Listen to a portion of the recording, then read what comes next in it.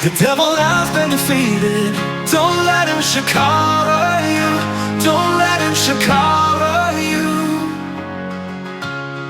2 Corinthians chapter 10 from verse 3. For though we walk in the flesh, we do not war after the flesh. For the weapons of our warfare are not carnal, but mighty through God to the pulling down of strongholds, casting down imaginations and every high thing that exalted itself against the knowledge of God, bringing into captivity every thought to the obedience of Christ, and having in a readiness to revenge all disobedience when your obedience is fulfilled.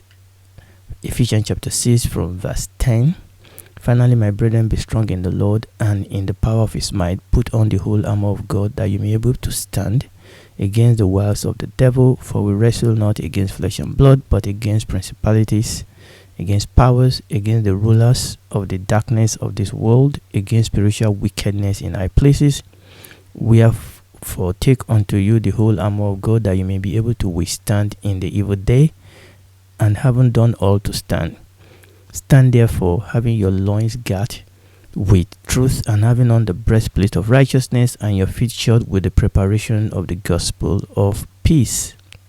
Above all, taking the shield of faith, wherewith you shall be able to quench all the fiery darts of the wicked.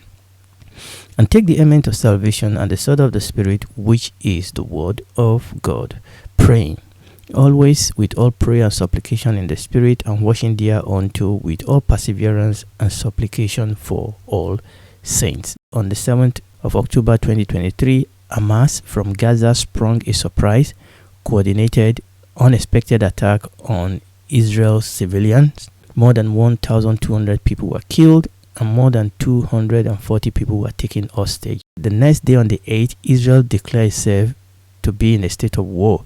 And on that same day, Hezbollah from the north joined the war and started shooting missiles at Israel. And on the 9th, Israel ordered a complete siege of the Gaza Strip.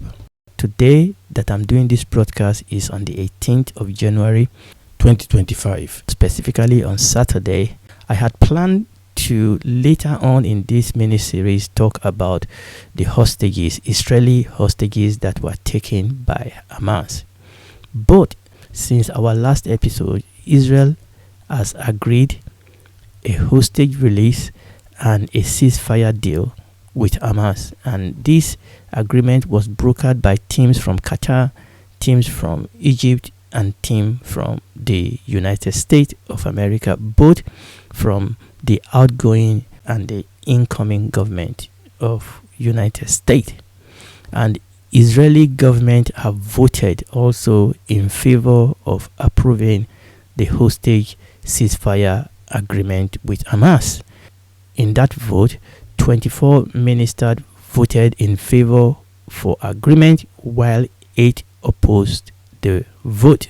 Now, more about this deal in a second, because we have to ask ourselves who wins and who loses in a deal like this. Because out there, as we always expect, this always happen, the Palestinians and the Hamas are already celebrating and hailing this as a win on their part.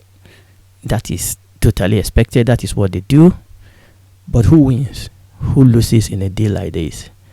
What can we learn from previous deal like this, and what does this mean for the future security of Israel? So the question is, why do these terrorists take hostages? And by the way, this is not only done in Israel. The hostages are taken as insurance policy or bargaining chips. These evil terrorists, they don't value the life of their own civilians. They put their own civilians in line of danger. They don't value the life of their own civilians, but they know that Israel do value the life of her civilians. These terrorists, they don't play by the book, but they know that Israel play by the books. These terrorists, they store and they shoot missiles from among civilian residents. They store weapons in hospitals, they store weapons in schools, They store weapons in civilians' homes and sometimes even in United Nations building. And all these activities are blatant break of international law of war. These are war crimes. But these terrorists do it anyway because they know that, number one, the international bodies will not really hold them accountable. Number two, they know that Israel will try and abide by the rule and that Israel will not attack them in civilian areas, in schools, and in hospitals. And number three, they know that when Israel finally needs to attack this area, then Hamas can use this as a propaganda to turn the world against Israel. And I've mentioned some of these things in some of our past broadcasts. They will say, you see, Israel is attacking civilians area, Israel is attacking hospital.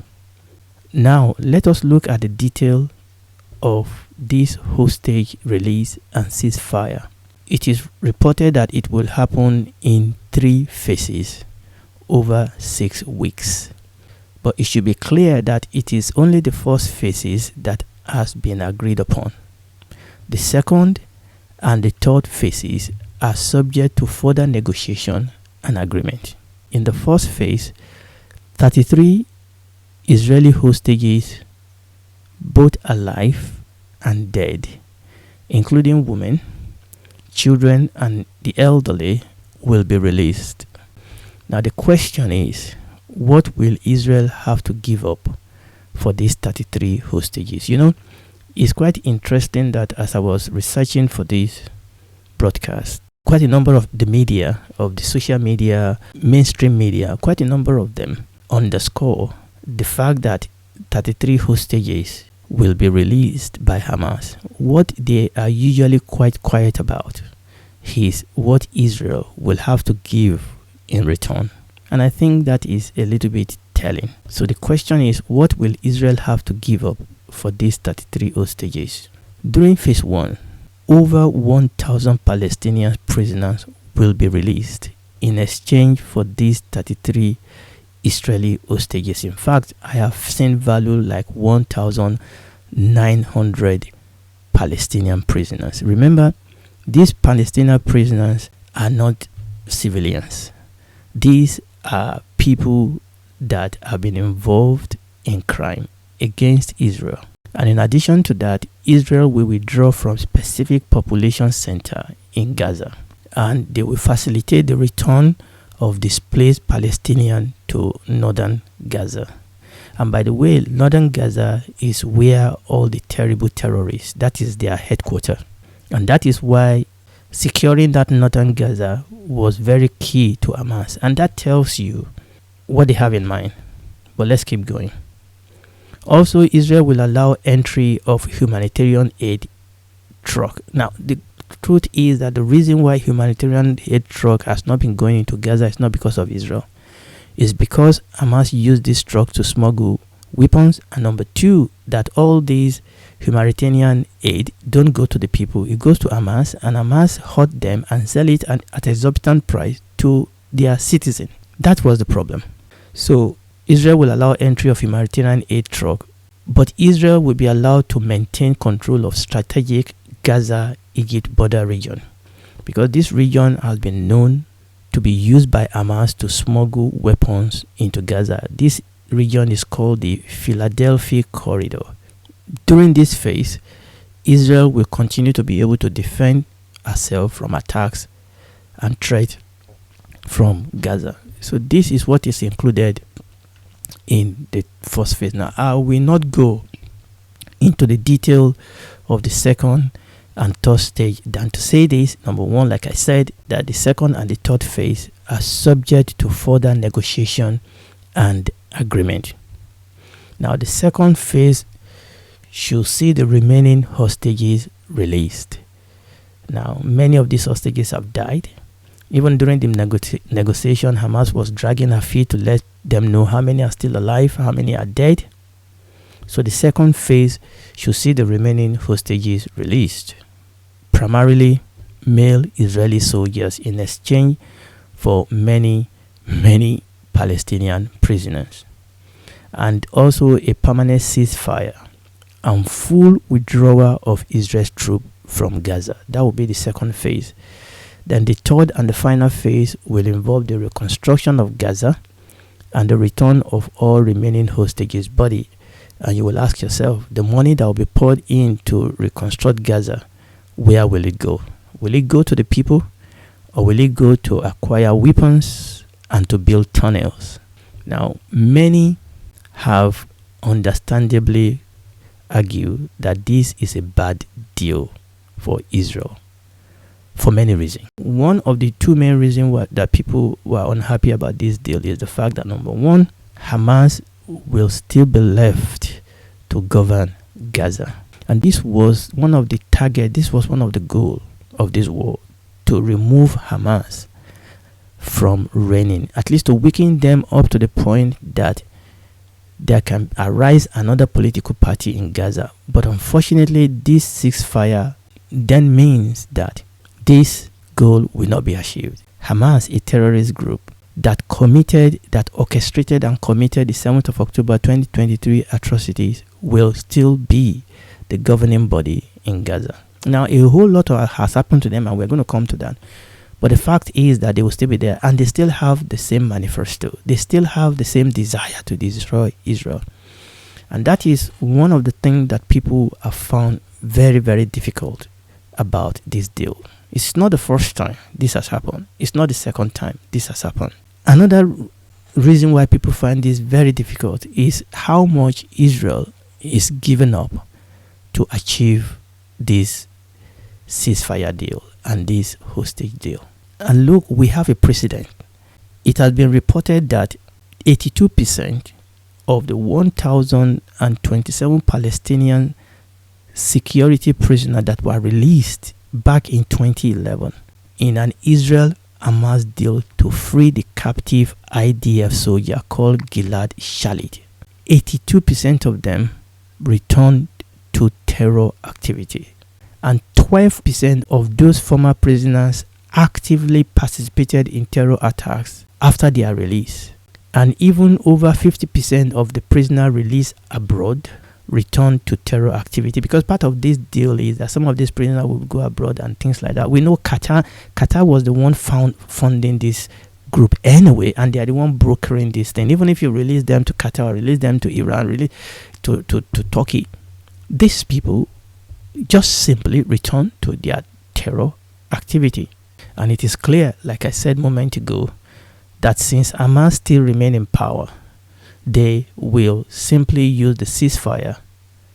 And if this deal did get to the third phase, and the money that will be poured in to rebuild that strip, that nation, they will simply use the ceasefire and the money to rebuild their governing and military capabilities. And this is why many people consider this deal to be a kick in the teeth. Having said that, people also agree that this is a difficult decision for Israel to make. Now, try and switch position. Let's assume that Hamas is in the position of Israel. They will not sign this deal because they don't care about their citizens, because they don't care about their people. Israel is in a very difficult position here, and there's a sense in which we can understand why the government decided to vote, I have to say, overwhelmingly for this deal. And Mossad chief David Barnea seems to represent the feeling in the government. So Mossad chief David Barnea said that despite all this concern that we have raised, and they are aware, the government is aware of this, that despite this concern, they, the government, have a moral imperative to support the agreement. We must pay this moral debt. This deal is ethically and morally the right thing to do. It is a humane deal. It includes mechanisms that will ensure our security. Because of their people that are in hostages, many of whom have been subjected to atrocity that we cannot even mention. Many of the dead body will probably only have bone left, but Israel and the enemy knows that Israel will do anything to recover these people back. This says that Israel value the lives of their citizens. Israel value the lives of their soldiers, unlike Hamas, that could care less about their citizens, that could care less about the life of their people, that put the life of their people in danger while all their leaders are hiding away. Israel value their citizens, and that is why they are doing this. And as I was thinking about this, and I was thinking about the difficulty that Israel find themselves in making this deal, I can see that sometimes the devil does this, not even sometimes, all the time, to Christians. Sometimes when the devil cannot get to a Christian, they try to use people that are close to them. And we have a situation where people have compromised because of a close relative, because of a family. Sometimes many of us don't know what we will do or will not do unless we find ourselves in that situation. So this is why it is difficult to totally criticize this decision that the leaders of Israel have taken. It's a difficult decision, and particularly when you understand that, unfortunately, Israel is being pressurized into making this decision, because it begs the question: if only they will allow Israel to finish this job. Israel feet is already on the jugular of Hamas. Now, not the civilians of Gaza. Their foot are on the jugular of Hamas.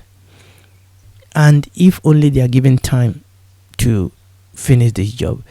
But the truth is that there have been a lot of pressure on Israel, both from Middle East and from America, to agree with this deal. There's a lot of pressure on Israel, and you have to put yourself in their position. Okay, both the outgoing government and the incoming government of America are put a lot of pressure for different reasons. Okay, for different reasons. Some meant good, some meant evil. So that pressure is there, and Israel have to juggle these factors to be able to come to a decision. But this says a lot about Israel. Okay, that they value the life of their citizens and soldiers, unlike Hamas. Right? It is very, very clear that Hamas will stay as the government in Gaza. Well, will there be an uprising? We'll wait and see. Okay, will people finally see the light? We'll wait and see. Okay, but the truth remains that is where we are. Okay, and as Christians, the question is, what is the price that we will pay to compromise? What price? The Lord Jesus said, if you love fathers, mothers, children more than me, he said you are not worthy of me. So the question I have to ask myself is, what is the price? And the devil knows each one of our price. What is the price that the devil knows that we will not be willing to pay? What's the price that I will refuse to pay and compromise? May we not come to that point, by the grace of God, where we have to make a choice between the life of our beloved one and us being Christian. But people have made those choices in the past. People have chosen God. People have chosen to follow God, even in a difficult situation like this, which is a bit different from what we are dealing with. It has parallel, but it's not totally the same. Like we are talking about Israel as a nation and their citizens and the whole international pressure that is coming upon them. But it's something that we all have to ask ourselves. Okay, people, with respect to faith, people have chosen to die rather than deny Jesus. And the question I have to ask myself, that will I be able to do that? I am trusting that I will be able to grow in my faith and grow in my walk with God and grow in my knowledge of God, that if you and I are called to make the ultimate sacrifice, not everybody that is called to do that. Stephen was called to do that in the first matter in the Bible, that if any one of us is called to make that ultimate sacrifice, that there will be grace for us to be able to do that. But it doesn't even have to be the ultimate sacrifice. It can be in little things. Okay? Little things that people compromise about. I mean, most people don't even go that far to make the ultimate price. Okay? If people compromise because of money, People compromise because of promotion, because of favor. People compromise because they want, things that perish. Okay, people compromise because they want to marry. People compromise because they want children. People compromise sometimes because they want healing. They go to the wrong places. They associate with the wrong people. They sit in the seat of discomfort. And the devil knows that. And this is why, to be sincere in such a situation, I can think I will. No. In such a situation, it is what is inside us. It is our walk with God that will see us through such situation. We will surprise ourselves with what we do when the pressure is on. But somebody says that if you squeeze an orange, it is the content of the orange that will come out. So these are the time when you and I have to pay attention to our walk with God, so that when the pressure come in whatever way they come, that it will be what is inside, the grace, the mercy, the stability, our work that has been inside that will come out. I know this has been a difficult one today, but it's an issue we have to deal with. And if you are listening to me, I want you to know that God loves you. And that is why the Lord Jesus took the ultimate decision to die for us. In the wilderness, the children of Israel, the price for compromise was very low. And everything the devil threw across their path, little thing they compromised. But the Lord Jesus, the devil tempted him for 40 days in the wilderness while he was fasting, but he overcame. And he came back again to him when he was to go to the cross. But the Lord Jesus said, look, this is the reason why I came. Let your will be done. And that is why he died for you and I, so that you and I can have salvation. So salvation is available to you if only you will ask Jesus Christ to save you. He can't force it on you. But if you ask him, he will come in. He will save you. You will become a citizen of his kingdom, a member of his family, and he will work the rest of your life with you on this earth. And when this is all over, you and I can then spend eternity with him in the new heaven and the new earth. Do it right now.